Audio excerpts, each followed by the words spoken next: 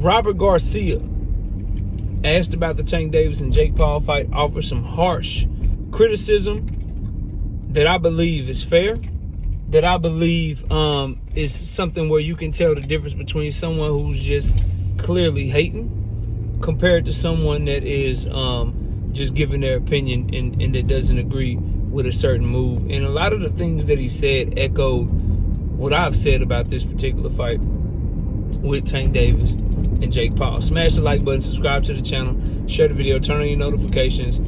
Catch me live Monday, Wednesday, and Thursday night at 7:30 p.m. Central Time. I'd also like to ask you guys to hype the video. There's this new feature that YouTube has where you can hype a video if you like the content. It's the same place where you drop comments at. You can just scroll over and you can hype the video. It don't cost no money. Go ahead and do that for your boy, man. It helps the algorithm and it helps people notice the video and it introduces my content to a new audience. So please, hype the video, hit the like button, subscribe, drop a comment. All that stuff helps out the channel tremendously, as well as obviously your donations. Now, let's get to it though. So, Robert Garcia said that Floyd Mayweather did this, Muhammad Ali did this, but the problem that he has with Tank doing it at this point in his career is that Floyd Mayweather and Muhammad Ali had already accomplished so much, and that Tank Davis hasn't given people the fights that they want to see.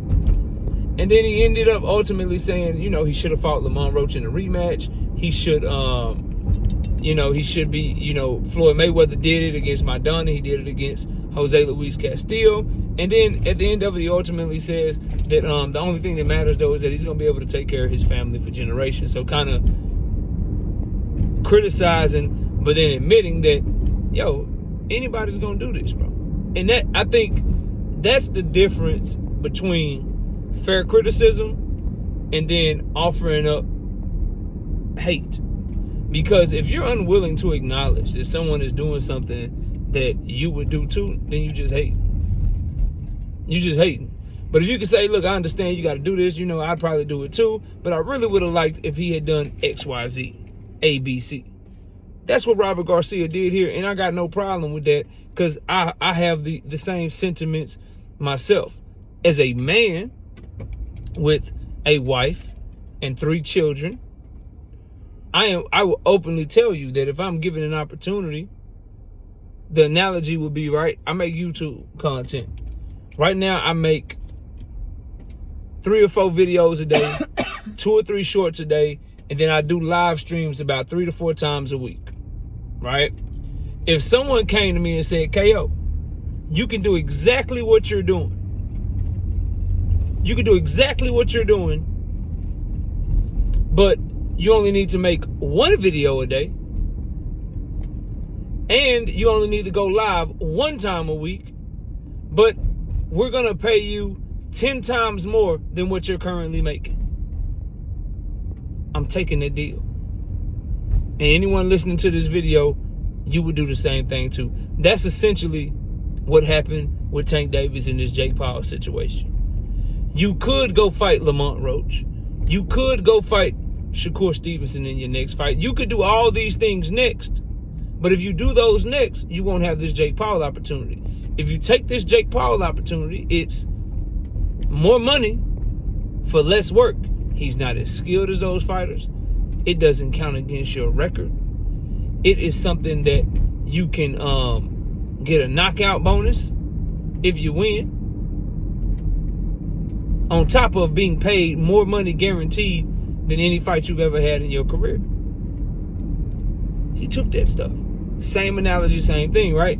But I think what Robert Garcia is saying is very true, and it rings true to me, because where I'm at with it is, if he retires after Jake Paul, his career, for the level of talent, for the hype and praise placed on him, will be a disappointment in my eyes. Now, I know he's a 2-division champion. I know he's going to the Hall of Fame. I know he's giving us entertaining fights and knockouts, and he's probably the most exciting fighter that we have in the sport of boxing today, and one of the most highly skilled fighters that we have in the sport of boxing today also. But having retired without checking off the Lamont Roach rematch, the Shakur Stevenson fight, the Timothy Tagliafico fight, the Devin Haney fight, the Keyshawn Davis fight, having retired without checking off at least 60% of those fights. How many people did I name? Shakur Stevenson, Timothy Telefimu, Devin Haney, Keyshawn Davis. That's 4 fighters, right? That's 4 people. So retired without taking out at least 3 of them or fighting at least 3 of them. Maybe you win one in a close fight, you rematch them. And I also named Lamont Roach, so that's 5. So yeah, without taking care of at least 3 or 4 of them. One you may not get to. Weight classes. Devin's at 147 now.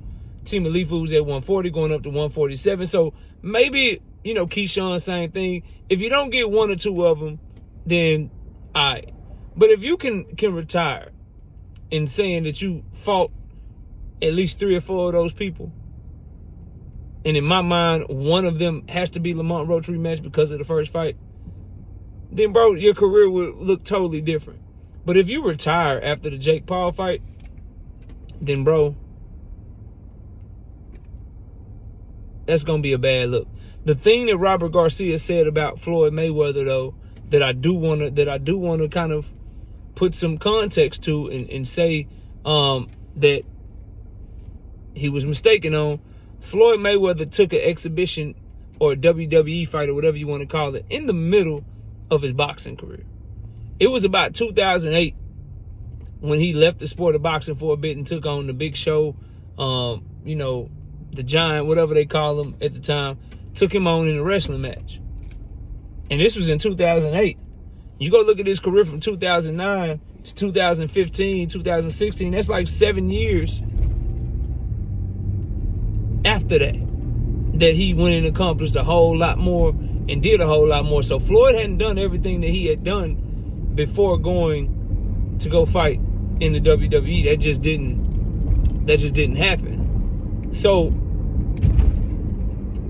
Robert Garcia is a little bit wrong there. He hadn't accomplished everything. He hadn't fought Maidana yet. He hadn't even fought Maidana the first time yet before going off to do his own thing and have his little exhibition WWE match and all of that stuff.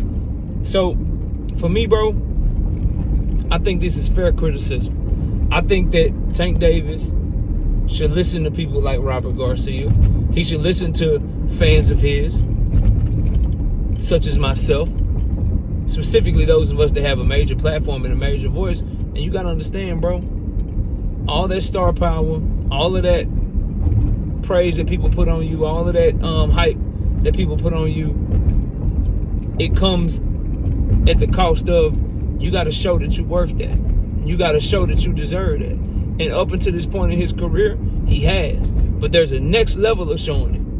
And that is proving that you really are the best. You really are better than what these dudes that compared to you are.